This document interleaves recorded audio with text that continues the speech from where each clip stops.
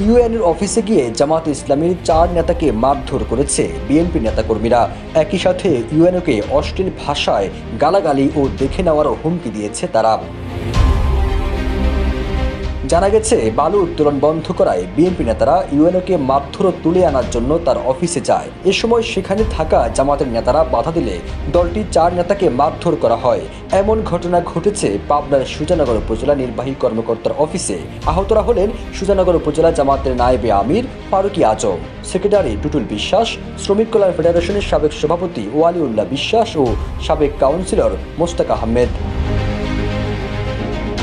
প্রত্যক্ষদর্শীরা জানান, সোমবার বিকেলে জামাতের 4 নেতা কোনো একটি কাজে ইউএনওর অফিসে যান, কিন্তু ইউএনও অন্য কাজে ব্যস্ত থাকায় জামাতের নেতারা অফিসে বসে অপেক্ষা করেন। কেউ না বুঝলেও আমরা আপনার প্রয়োজন বুঝি, আর তাই তো অত্যাধুনিক ফিচার সম্বলিত বিভিন্ন সাইজ আর কালারের 250-টিরও বেশি ডিজাইন অপশন নিয়ে ওয়ালটন স্মার্ট ফ্রিজ বোঝে আপনার প্রয়োজন। এ সময় উপজেলা বিএনপির সাবেক যুব ও ক্রীড়া সম্পাদক মুজিবুর রহমানের নেতৃত্বে কয়েকজন নেতাকর্মী বালু উত্তোলন বন্ধ করেছেন কেন জানতে ইউএনওর অফিসে যান। সেখানে আগে থেকে বসে থাকা জামাতের 4 নেতাকে দেখে ক্ষিপ্ত হয়ে তারা বলেন, এরা কেন এখানে ঘন্টার পর ঘন্টা বসে থাকে।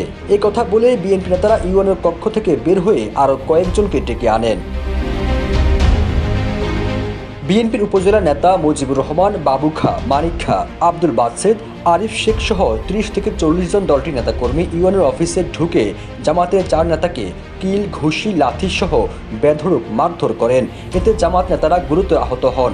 পর তাদের উদ্ধার করে উপজেলা স্বাস্থ্য কমপ্লেক্সে নিয়ে চিকিৎসা দেওয়া হয়। স্থানীয়রা অভিযোগ করে বলেন, সুজানগর বাজারে কয়েকদিন আগেও দিন দুপুরে স্বর্ণের দোকানে ডাকাতি করেছে এসব সন্ত্রাসীরা। উপজেলা জুড়ে প্রকাশ্যে চাঁদাবাজি করে আসছে, সবাইকে জিম্মি করে রাখছে এই চক্রটি। ইউএনএকে এর আগেও কয়েকবার হুমকি দিয়ে আসছে বলেও অভিযোগ করে স্থানীয়রা।